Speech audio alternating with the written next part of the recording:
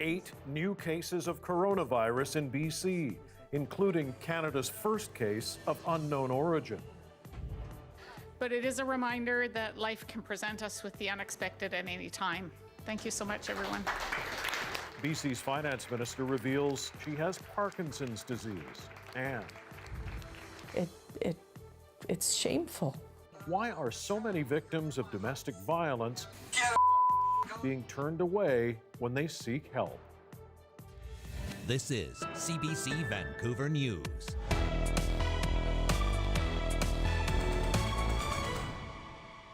Good evening. BC has 8 new cases of coronavirus tonight, including one considered Canada's first community transmission, meaning the woman has not traveled recently or been in contact with an infected person.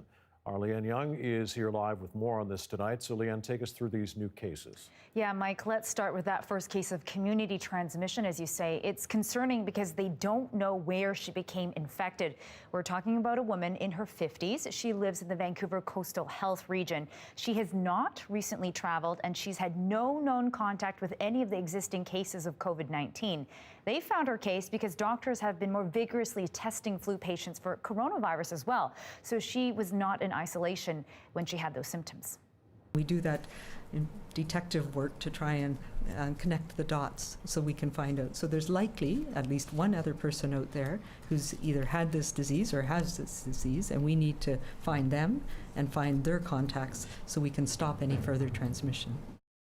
The 7 other cases, most of them were expected. 4 of them were related to one of the cases announced last week. This was the man who's in his 60s who had been to Iran. They were already in isolation when their symptoms developed. 2 men in their 20s and 30s, and also 2 women in their 50s and 60s. Then there's another travel-related case, this one also from Iran, a couple from the same family, a woman in her 50s and a man in his 60s. And then the final case, this one a little bit different, a resident from Seattle who was here visiting family. And one of those 8 cases was linked to the closure of a school downtown today, the University of Canada West. Yeah, we're going to have more on that university case coming up, Leanne. But Dr. Henry, in the news conference today, changing her tone when it comes to changing travel plans. What's she saying? Yeah, with spring break coming up, she says families should really think deeply about international travel. It's not a blanket cancel all plans, but it's certainly more risky now. I would have a low tolerance rate now for a lot of international travel because we are seeing that this is moving very quickly and things can happen quite suddenly. And I think it was an eye-opener for many people in northern Italy, how it evolved so quickly. And we're seeing the same thing in Washington State. So this is one of those years where I would shift my thinking to staying at home. If you are still planning to travel, some questions to consider. Does the place you're going to have a strong healthcare system that can take care of you? Is the travel essential? Who are you meeting with? Where are they coming from? And if you come home, do you have the capacity to handle a 14-day quarantine? So those are some of the things that you should be asking yourself right now. Mike? All right, Leanne, thanks very much. You're welcome. And a private downtown Vancouver college, as mentioned, has been shut down after learning one of the cases involves one of its students. University Canada West is closed for 3 days after students started showing symptoms. As John Hernandez reports tonight, other schools are preparing for a wider outbreak.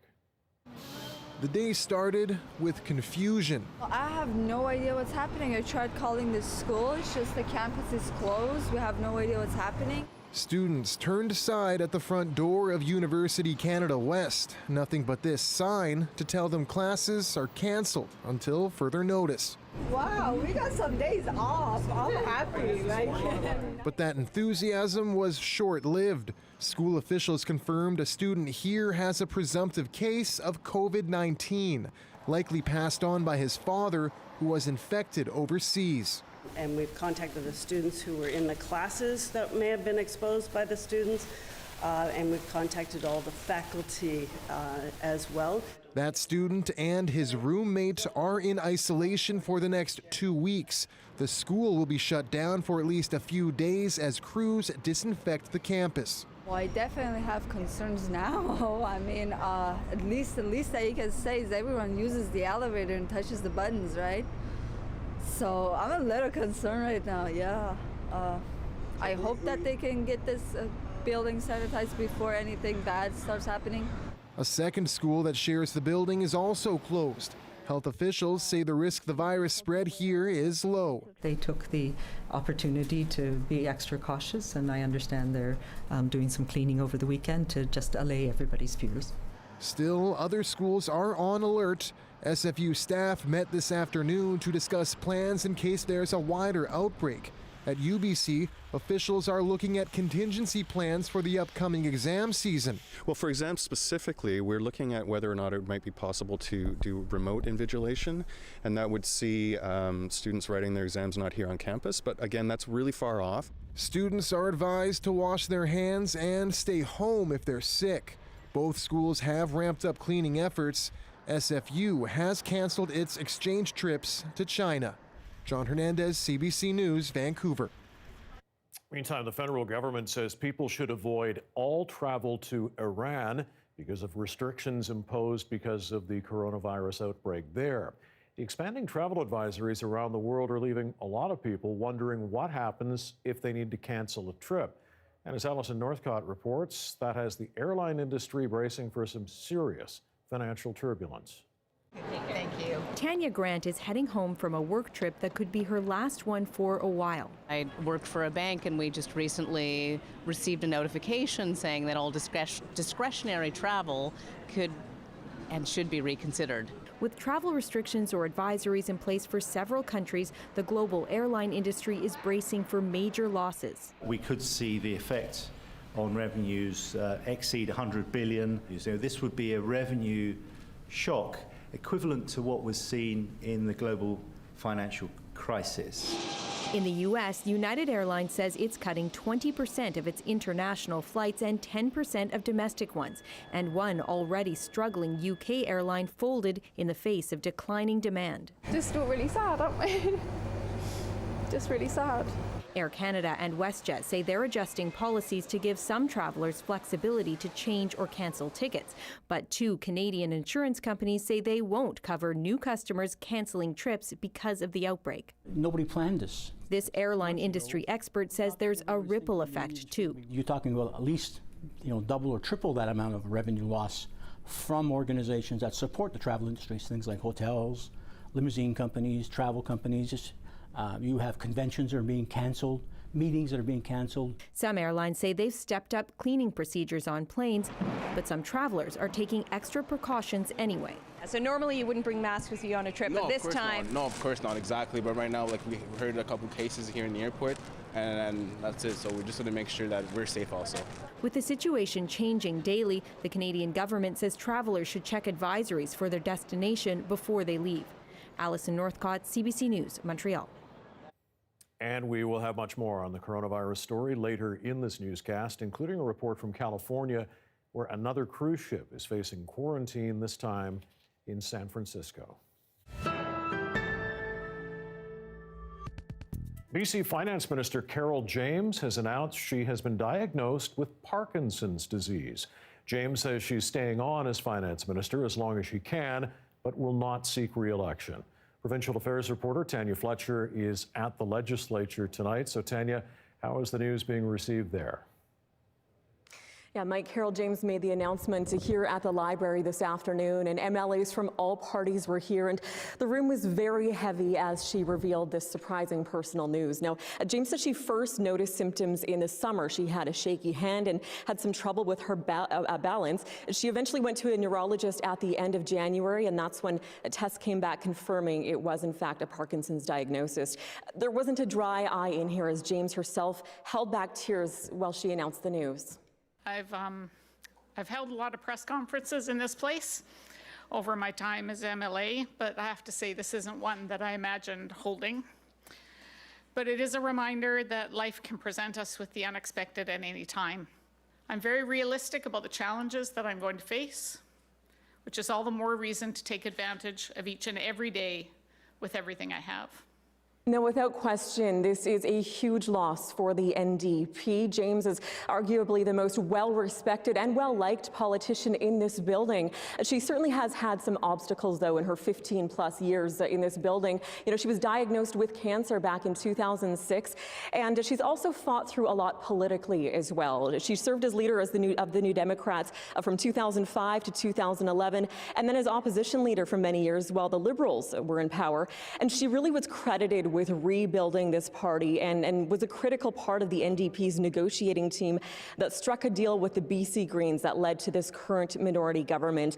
Now, her widespread support was really exemplified most, I'd say, but at the end of the news conference here, when she wrapped up, she walked out through this entryway and received a standing ovation from MLAs on all sides. Mike? All right, Tanya, thanks. Tanya Fletcher at the legislature tonight. Well, dozens of demonstrators set up on the steps of the legislature have packed up. They had been protesting for 17 days, and yesterday, some were invited inside after they requested a meeting with Indigenous Relations Minister Scott Fraser. There were multiple arrests when members of a group called Indigenous Youth for Wet'suwet'en refused to leave the building after that meeting. Very, very disappointed in the outcome. The talks were respectful. They were set for 45 minutes. We went for 90 minutes. They ended in a good way, I thought. And Adam Olson, I want to thank him too for his. He agreed to be the witness for this, and I believe he also felt. I was very surprised and disappointed. Demonstrators said they decided to occupy the legislature because the minister did not condemn the Coastal GasLink pipeline. Proponents of the Trans Mountain Pipeline expansion say the path is now clear ahead for the project after the Supreme Court of Canada rejected a bid by 5 BC-based groups to challenge its reapproval. A mix of First Nations and environmental groups claimed the partial dismissal of a judicial review of the approval was unfair after court declined to hear arguments linked to southern resident killer whales and other environmental concerns. Court did hear challenges linked to Indigenous consultation, but ruled those consultations were adequate. Today's decision signals the end of a multi-year legal fight. Completion on the expansion project is expected in mid-2022. A freight train derailed near Giscombe, and now the TSB is looking for answers. The CN freight train derailed at about 10 this morning, about 40 kilometers east of Prince George. It prompted the evacuation of a school in Giscombe. About 20 cars derailed. CN says they were carrying a variety of different products. It's not known if speed was a factor in the derailment. Well, nature calls, but it's not always easy to answer, especially in public. That time-tested predicament, a New Westminster group is petitioning for more public toilets. As Jesse Johnston reports, the campaign is picking up steam, particularly with some of our region's homeless advocates. I've seen human feces right outside of my parking garage. The alleys and corners by Rhonda Cummings' home near New Westminster SkyTrain station often become bathrooms. So I'm thinking you could have one here. Because, she says, the city's most vulnerable people don't have anywhere else to go. Most bathrooms lock after dark, and coffee shop facilities are often reserved for paying customers. Nobody wants to let them in. If you're not a customer, you can't come in. She's started a petition calling for more portable bathrooms at select locations in the city. It sounds simple enough, but in Metro Vancouver, public policy on public toilets can be messy. It's been 6 years since the raging grannies demanded public washrooms at SkyTrain stations. The protests didn't change much. TransLink still doesn't have public washrooms, except on the West Coast Express and at C-Bus terminals. In 2018, a video was posted online of a woman defecating in a Langley Tim Hortons after she wasn't allowed to use the washroom. This just raises a whole kind of biohazard concern, you know, and this homeless advocate wanted to put a portable toilet on his church's property after the incident, but he ran into zoning issues. 2 years later, he says it's still hard to find a bathroom. It's very, very limited. The homeless really are dependent on, you know, the good graces of business owners. Emily Schooler, who wrote her master's thesis on public washrooms, says municipalities are often concerned about drug use and maintenance costs, but the pros outweigh the cons. I don't think it's right to deny people to use a washroom. But when it comes down to it, it is a public issue, and it's something that I think local governments and local government agencies such as TransLink need to address. TransLink acknowledges its customers want washrooms. Its bathroom strategy, which has been in the works since late 2018, should be completed by the end of the year. But Cummings says that's too long to wait. We're all human beings. We all need to go to the bathroom. But that's hard to do when there's no bathrooms to go to. Jesse Johnston, CBC News, New Westminster.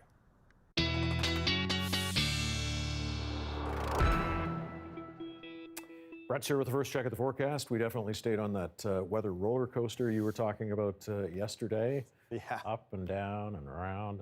And then the showers came, and it was just one of those days that really, I think you could maybe classify this as being a bit forgettable, maybe. I don't know. Nothing really stood out to me too much. But what was an interesting thing to behold across the province, while the south coast was dealing with a lot of showers and definitely some snow at the higher elevations, you go farther inland, and temperatures ended up being the dominant story. So once again, we get to play the game of the warmest spot in the country. What would your guess be today? I'll give you a hint. It wasn't in the lower mainland, but this time we're going to be looking at Kamloops. Yes, just not too long ago, in fact, 2 hours, getting up to almost 14 degrees, 13.9 technically, and that was one of the warmest spots, of course, within the country, and is likely to be overtaken tomorrow, of all places, by Saskatchewan, but I'm going to leave that for a tomorrow story. In terms of our current temperatures, we're looking at about 7 degrees or so right now, and when we look ahead to what we could be seeing over the next little while, it's going to be a little bit more of this, the more of the showery activity that you're noticing here. Clouds are going to be building throughout the overnight, and then by tomorrow afternoon, just a slight risk of showers. I'll have that when I come back. Okay, thanks, Brett. And a quick reminder, you can watch this newscast live on CBC Gem. The free app is also where you can find other CBC programs. And CBC Vancouver is also on Facebook, YouTube, and Instagram. Every year in Canada, tens of thousands of domestic violence victims look for help. After the break, why so many of them are turned away.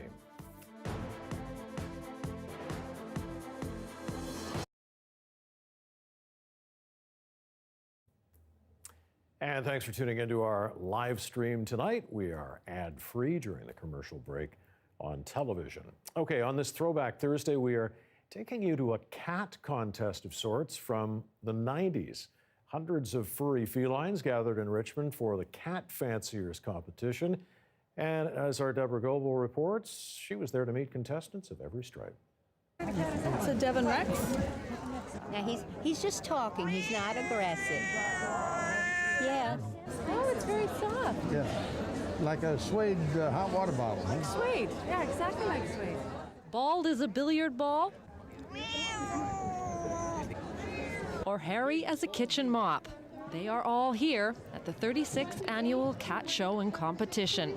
There are very, very few poor specimens here today. They are top quality cats because these breeders are out for blood. They want to win. They call themselves cat fanciers. It's kind of like you look at them and they just take a hold of your heart and you fall in love with them. There's just something about a cat. Cat lovers, they're more sensitive and everything, and dog lovers are more like the outgoing type. What makes a cat lover? When you'd rather have a cat than your husband. Every breed is here, and after 3 days of competition, most of them are pooped. But not this one. This is a champion. This is Huggies Fitzwilliam of Willow, and we call him Willie for short. Willie for short. And from his perch, he observes the festivities. Because Willie has reached the pinnacle, he is already a regional champ. Is he spoiled? Very spoiled. Something the rest of these guys can only aspire to. Deborah Goebel, CBC News, Richmond. Has some great 90s hairstyles going on there as well. All right, we are going to be having the start of our domestic violence series coming up in just a couple of seconds, so stay with us.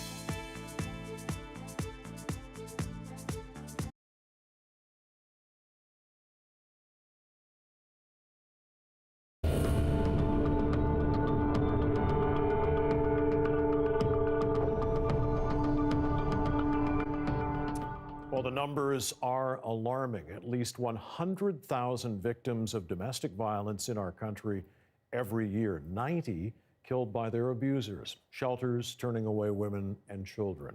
Tonight, CBC News launches a new investigative series on the state of domestic violence. Erica Johnson begins here in BC with a look at the overwhelmed shelter system. Get the out here. I'm like scared stiff. Michelle secretly recorded her now former partner raging, wanting to document his behavior. You're not treating me very nice. Get out here. Hard to watch. Yeah. Things unraveled, she says, when he started drinking every night, would call her worthless, stupid, grab or push her. I worried that he would escalate and harm me in a way that I would regret for the rest of my life. For months, she said, she tried to get away, called half a dozen shelters for victims of domestic violence. All were full. Last November, CBC News contacted every Canadian shelter for women fleeing violence, heard back from 60%, and learned those shelters turned women and children away almost 19,000 times that month. It's shameful. And the number of people turned away each day is growing, up 69% between 2014 and 2018. Transitionals? It takes a toll on shelter workers, too. We don't have space right now. Frontline staff at this shelter in Langley turn away up to 35 women daily. It affects me every day when I have to turn a woman down. I spend hours thinking, what could I have done differently to help her? What's needed, say women's advocates, is a coordinated federal-provincial plan to provide more safe housing and more resources to run those shelters. We strongly feel that the services available to women, as well as the levels of protection, shouldn't depend on their postal code. And that is very much the case today. We need policies to change. Michelle is writing her MP, calling for action. She finally got into a shelter last month, but has to move out soon, make room for the next woman in crisis. Monday is in 3 days. Yeah. And you have no place to go. No place to go. And Erica Johnson joins us now with more on this. So, Erica, Michelle got in, but in these cases, what happens next?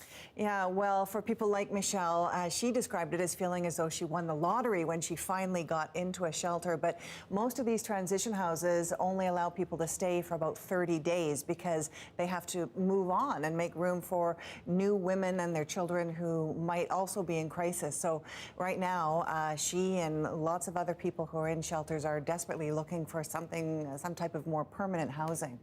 And as you've been reporting, the numbers they keep going up. Why is that? They do, particularly in the major markets like Vancouver, the Lower Mainland area, where we know affordable housing is next to impossible to find. So you're in a shelter, you have a limited time to get out and find accommodation. That's very difficult. People are just saying there are no places to go, nothing they can afford. Also, shelter workers we talked to said they are seeing younger people call in and say they're in crisis. So it used to be women in their 40s who were trying to access these safe homes, and now they're seeing women closer to their 30s, and they attribute that just to the fact that we talk about domestic violence more. It's a larger conversation, and so more women are realizing that it's not okay, and they are less willing to put up with it. All right, no doubt. All right, Erica, thanks very much. Erica Johnson reporting for us tonight. Thanks. Thank you. Now, the rates of violence are highest in the north of our country. Compounding the problem, people living in those remote communities don't have equal access to shelters if they need one. Some are as much as 1,000 kilometers away from its nearest shelter. The CBC North's Kate Kyle takes us to the remote community of Aklavik and brings us the story of a mom on the run. Remote and vast, this is the landscape that surrounds Canada's northern communities. For those experiencing violence, the isolation is that much greater. For some, help can be that much further away. And these are pictures of my oldest son, Akecho. Me and him have been through a lot together, through all the bad stuff in our life. This is my dad and my son Eli and Akecho. In her living room in Aklavik, Northwest Territories, Clarissa Gordon is far from her former abuser. These images bring back some of those memories. While pregnant, she was assaulted in front of her 6-year-old son in Yellowknife. He was like, Mom, I got really scared. I thought he was going to kill you. And he started crying. And he said, he's like, I can't lose you. And it was at that moment when I was like, what am I doing? She worried if she stayed, her fear would continue. She ended up in Aklavik, far enough to feel safe. I had to change everything if I wanted a different life. Leaving can be even more difficult for some women. The only way out of the community in the wintertime is by plane or driving on an ice road like this one. The nearest community is hours away, there's no cell service, and there's nowhere to stop. 1 in 3 people in the territories is more than 100 kilometers away from a shelter. Women that we see most often are women without resources, without other places to go, and without family support. This is where Lyda Fuller is the executive director of the YWCA for the Northwest Territories. She says creating more shelters is complicated. She'd like to see more, but they are costly and housing is limited. It hasn't even been possible to protect the shelters we already have. If you can have an immediate option, that could save a life. Well, you wouldn't have to leave your home community. I heard an old story, how a Savior came from glory. Clarissa prays for her family and strength she now has to share her story. Now, in a healthy relationship, she's hopeful about the future. I feel like a lot of this is hush-hush, right? Nobody wants to talk about it. My son is seeing different. He's seeing what it's supposed to be like now. You know, there's still so much hope for him and for everybody. And she has greater hope for her community. Kate Kyle, CBC News, Aklavik, Northwest Territories. Coming up, the fate of nearly 3,000 passengers aboard this cruise ship remains a mystery tonight. It's waiting off the coast of California after a man on board died from coronavirus. Stay with us.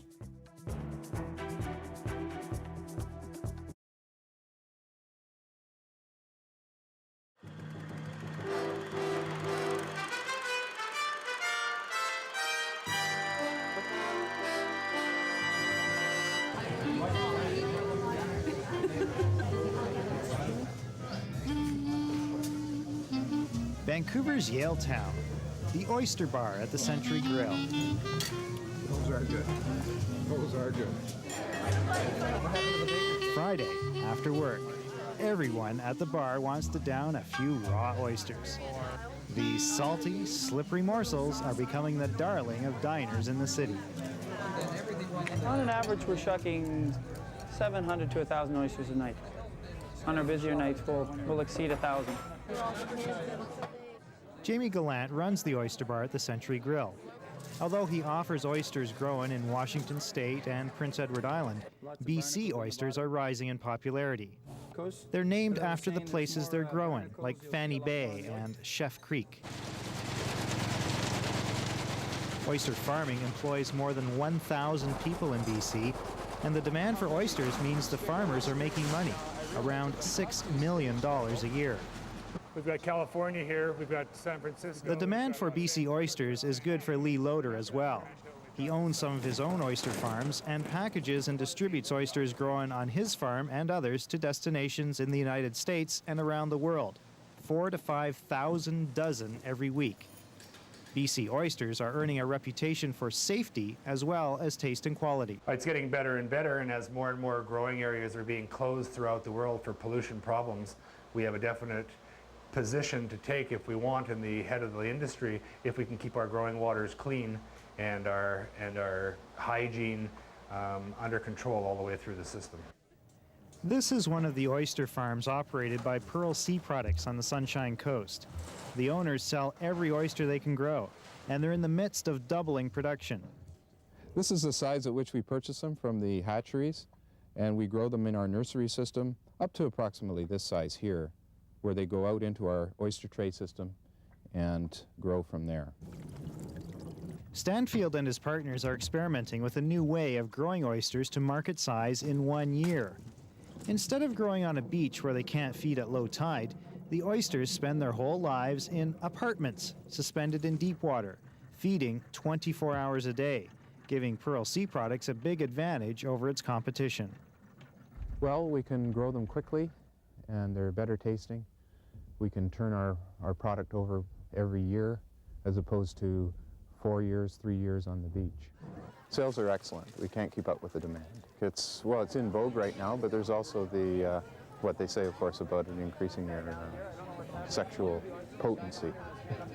Well, maybe that's the reason more and more people are desiring oysters. They're actually very good at promoting one's sex drive.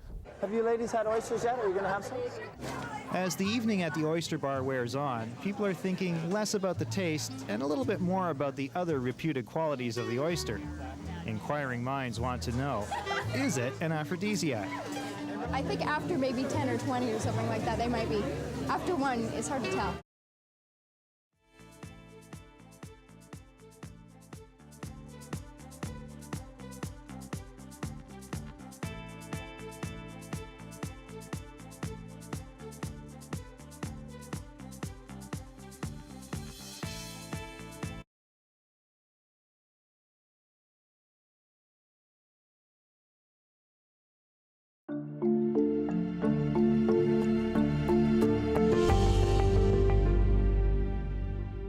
Our top story tonight, BC has 8 new cases of coronavirus. 4 of the people infected were in the same house as someone previously announced with the virus. 2 of the cases are people who returned from Iran. 1 is a Seattle resident visiting the Fraser Valley. But it's the 8th case that's a mystery. And as Tina Lovegreen explains tonight, it has health officials scrambling. Huge uptick in cases in BC. We do have 8 actually new cases within the last day. But the number that has health officials most concerned is one particular case, a woman with no travel history. So now we need to find out, okay, she hasn't traveled. There's nobody in her family, immediate family, that's traveled. So where did she pick this up? This is Canada's first apparent case of the COVID-19 virus spreading in the community. There's likely at least one other person out there who's either had this disease or has this disease, and we need to find them. 4 of the new cases announced today are linked to the same household and to a patient who was identified last week, a man in his 60s who had traveled from Iran. And they had been under observation and monitoring, and they developed their symptoms while in isolation. Another man and woman have also tested positive upon returning from Iran, bringing the total number of cases linked to that country in this province to 13. And the last case is a visitor from Seattle, where 11 people have died from the virus. Campus is closed. We have no idea what's happening. In Vancouver, students showed up at this private university to find it closed, at least until March 8th. After a student came down with what's believed to be COVID-19. Well, I definitely have concerns now. I mean, at least that you can say is everyone uses the elevator and touches the buttons, right? The university says the student's father recently tested positive for the virus and had traveled from overseas. BC now has 21 cases, the most severe a woman in her 80s who's in critical condition at the hospital. And despite this case of apparent community transmission, the worry is from abroad. The province's top doctor warning international travel is risky. Tina Lovegreen, CBC News, Vancouver. And a new case in Ontario is being linked to a cruise ship being held off the coast of California. And right now there are hundreds more Canadians quarantined there. As Ken Brunhofer tells us, people are showing symptoms on board and testing is now underway. The passengers had no idea. As they lined up to board the Grand Princess, they didn't know that several passengers had just gotten off who later tested positive for coronavirus. On Wednesday, one of them died. Only then did health authorities announce that he could have infected other passengers, like Maggie Hartle. I don't know if I'm sick, if I'm negative, positive, I don't know. That's what I have. That's the worry that I have. Meanwhile, there are 3,500 or so passengers still at sea, including at least 235 Canadians. No one's coming ashore until authorities can confirm who's sick and who isn't. We have a number of passengers and crew members that have developed symptoms. on this cruise ship. So this morning they dropped about 200 test kits on board. The samples will be flown back in batches to a lab near San Francisco.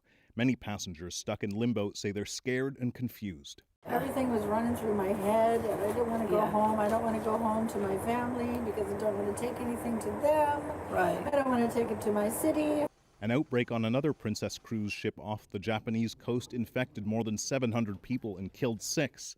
Canadian officials are not keen to have mistakes repeated. Those lessons will all be learned, and we will do what is necessary to protect Canadians' interest and Canadians' health and safety on that ship and right across Canada. Authorities say they don't yet know how long the Grand Princess will remain at sea. They say they're still trying to come up with a plan. Kim Brunhuber, CBC News, Los Angeles. And the number of people who've died in the coronavirus outbreak in the U.S. climbed today to 12. Most of those cases are in Washington state, and that is where U.S. Vice President Mike Pence is tonight to meet with the state's governor. But as Stephen D'Souza explains, the U.S. government response to the virus is being heavily criticized. On a machine like this, we could do several hundred to a couple thousand a day. But right now, there's no COVID-19 test for these fully automated machines. A slow government response means labs like this are limited to slow manual tests. You know, in retrospect, you always think you could have done things better than they've been done. And, I think everybody would say that right now. Critics say a lack of widespread testing is the government's biggest failure. In February, the Centers for Disease Control sent out flawed tests. It also initially refused to test anyone without a link to the original outbreak sites. That only changed this week. We're in such a crude state of affairs with developing our ability to do surveillance and diagnosis. It's pathetic. She says the Trump administration's slashing of public health budgets is partly to blame, but also a president who downplays the threat. A lot of people will have this, and it's very mild.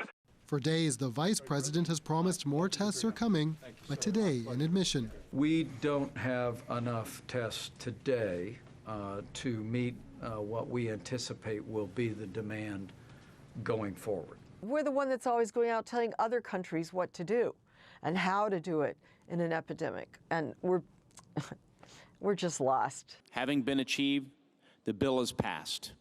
Today, the U.S. Senate passed an $8.3 billion COVID-19 emergency measure, which includes money to develop quicker testing. It all needs to happen pretty quickly. It all costs money. So the more resources we have, the better we'll be able to do that.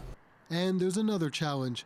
Millions of Americans lack health insurance. So will they even seek testing? We have no clue how widespread this virus is in America. We have absolutely no idea. The only thing experts can safely say, more tests are sure to reveal more cases. Stephen D'Souza, CBC News, New York. 6:37, there is a live shot of Tofino tonight. Looks pretty nice there. But the rain is expected to ease once again for us here on the South Coast. Perhaps a bit of good news for tomorrow. Brett's going to break it all down next.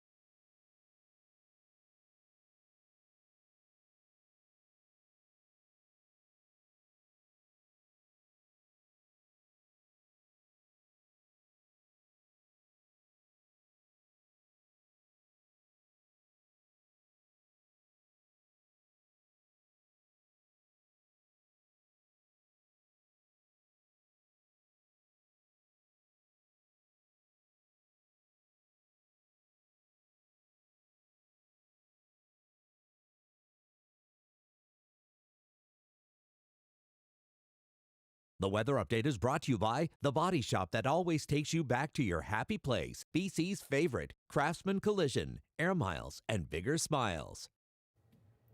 You saw that live shot from Tofino? Absolutely beautiful. Wasn't that nice? I wish I could have just teleported there right now.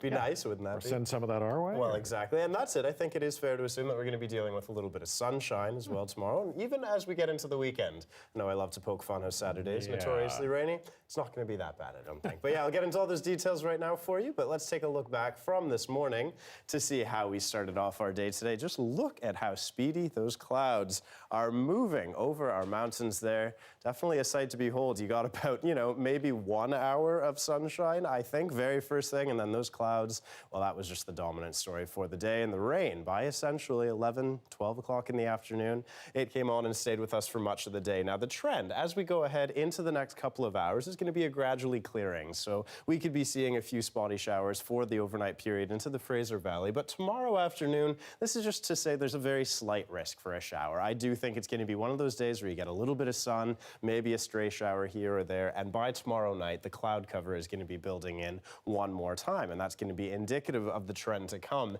In general, across the province tomorrow, things are going to be relatively calm. We don't have a big system making its way yet. However, a place that can be expecting some snow and some rain, well, that is going to be into the Kootenays, and you can see that there. But temperatures as a whole across much of southern BC, pretty well behaving right as they should. Temperatures where they should be for this time of year. Now, I alluded to this yesterday, but we are going to need to go through a tiny little hurdle for our overall weekend forecast here, and that's because here in Metro Vancouver, as of Saturday morning, this is still realistically a chance for a bit of rain-snow mix. So if you're not a fan of that, honestly, just sleep in. Just wait until essentially 9 o'clock in the morning if you have the luxury, because by that point, everything should change over into just rain, and the rest of the day is looking actually quite nice. When we look at a 5-day forecast here, gradually improving conditions as we go throughout the weekend, and that sun is going to be shining in full force to start off next week. All right, not bad. Thanks, Brett. You're welcome.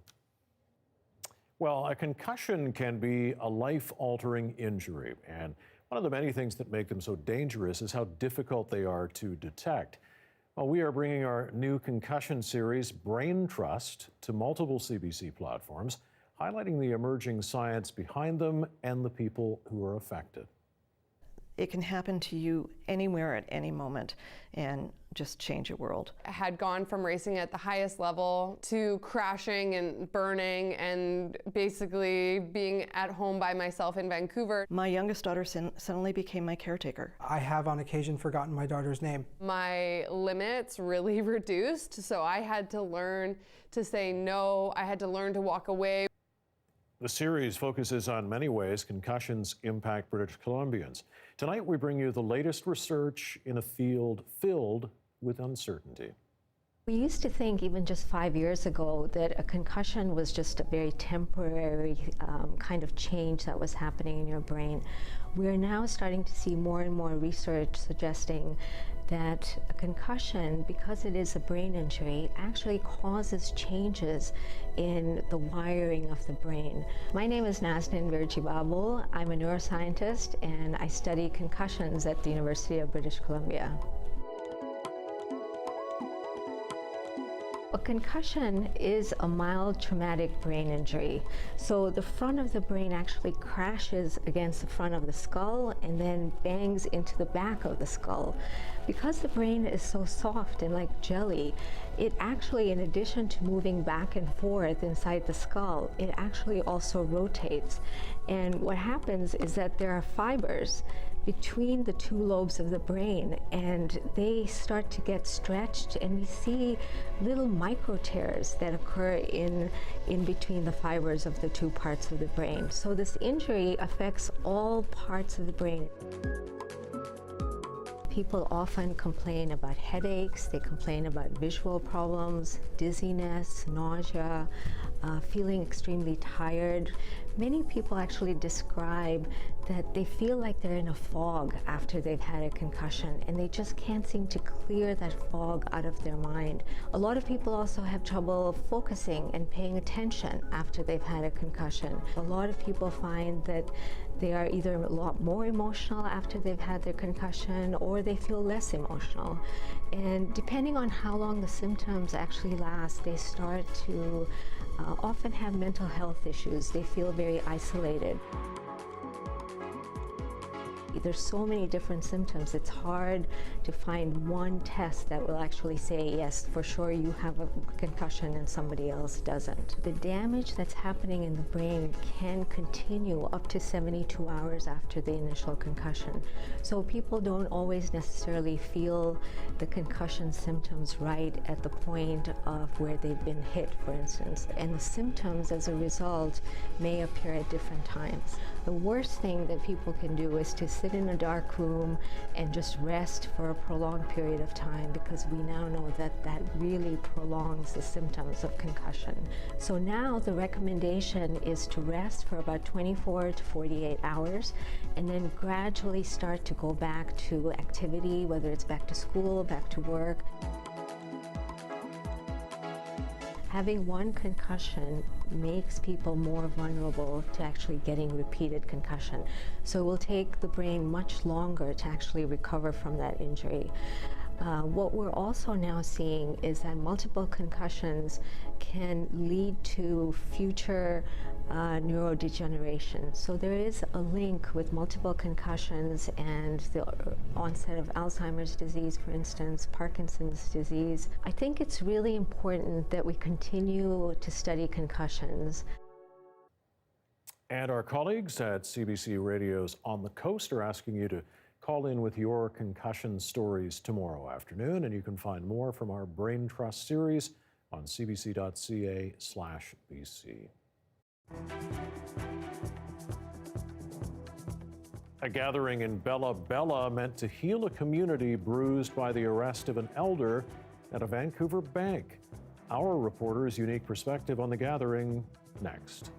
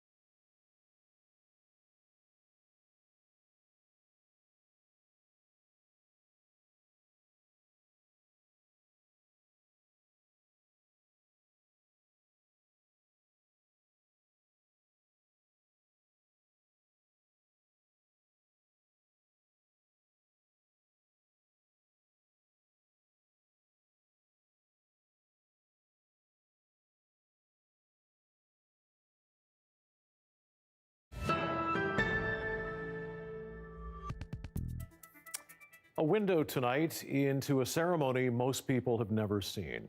Yesterday, we brought you the story about a delegation of senior representatives from the Bank of Montreal who flew to Bella Bella to witness what the Health-Sick Nation refers to as a washing ceremony. The purpose was to help heal any trauma suffered by a 12-year-old girl and her grandfather who were handcuffed outside a BMO branch while trying to open an account there. The CBC's Angela Sterrett broke the story of the arrests and was also invited to witness the ceremony. Here is more of what she saw. There's going to be very important people here today, and I think it's something that had to happen. You're going to see something that is done in a cultural way. This is a very serious issue, and that's the way we're going to deal with it. I just wanted to say that it's times like this that I am so proud to be a Haystock person. We are not here to hurt anyone. We're here to teach our guests and teach them who we are. You really need to know who we are.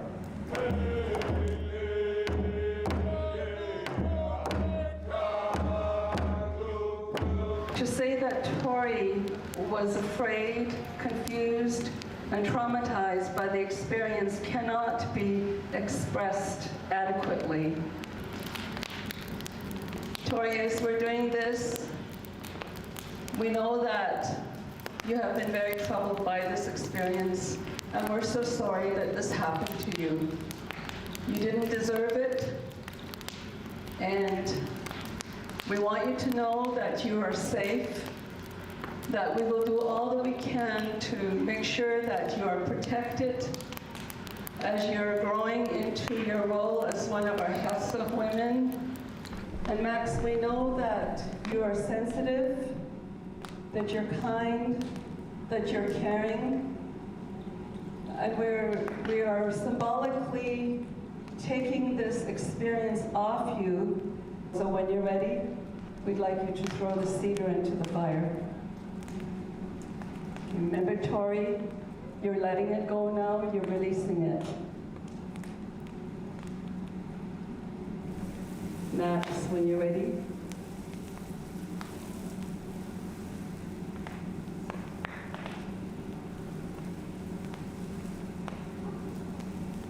Max, you are now releasing this, and you're symbolically burning it away.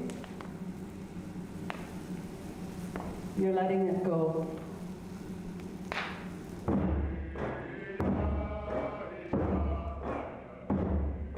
I didn't realize how angry I was about it and how much hate I had towards the Bank of Montreal.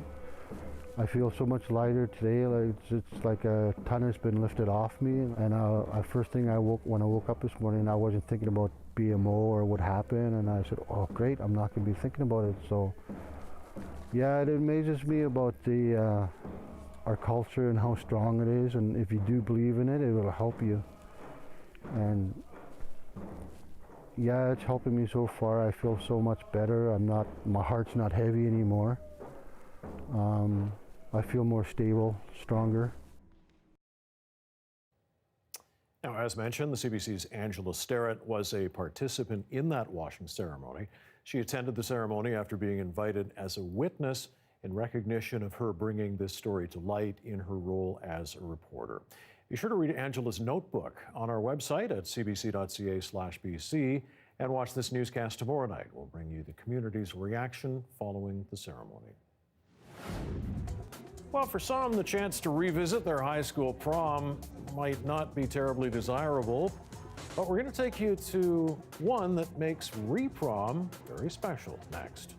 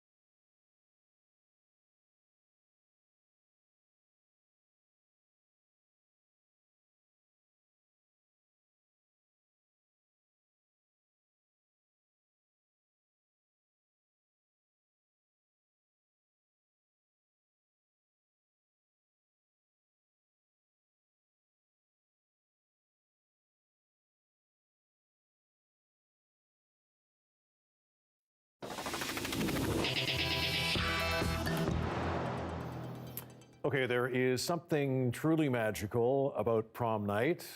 Well, at least that's the idea. But for some, it wasn't that great an experience, and for good reason. Well, this past weekend in Calgary, some people got the chance to do it all over again. David Bell shares their stories and the reasons for a re-prom.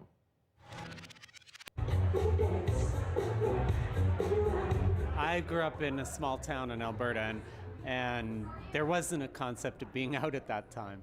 As far as I knew, I was the only gay person in the world at that point. And here I am now for my second prom with the love of my life. My name is Kira Zandbergen, and this is my prom. I'm Ryan Rochon, and this is my prom. I'm Pam Krause, and this is my prom. This feeling of inclusion that we all longed for at prom. So dancing, being who you are, hanging out with friends. 14, 15 was just horrible. 16 was miserable. Yeah, I left because of that, so it was just not fun, yeah. So my first prom was with my best friend, and it was really fun, but it wasn't that iconic that people look back on 20 years ago, oh my God, I had the best prom ever. It was so great. Those movie moment proms that you hope for. This prom, I mean, it's been so fun. My name is Miguel Alvarez, and this is my prom. My name is Elizabeth Gamba, and this is my prom. It's important for not only this community, but people outside of the community to not only tolerate, but to accept, and what they were saying earlier, to celebrate. And actually, for our own high school grad, we were not out, so it's kind of cool to be able to redo it. Because everybody should be able to express who they really are. Everybody should be free to do what they want to do and love who they want to love. So I'm a firm believer of that. So yeah, I think it's very important that we have these kind of events here.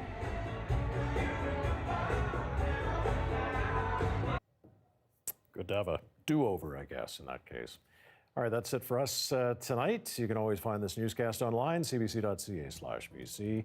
Dan is here, Leon's here tonight at 11 o'clock, right after the National. We liked it so much, we're going to show it to you again. A live shot of Tofino tonight. Enjoy, and have a great night.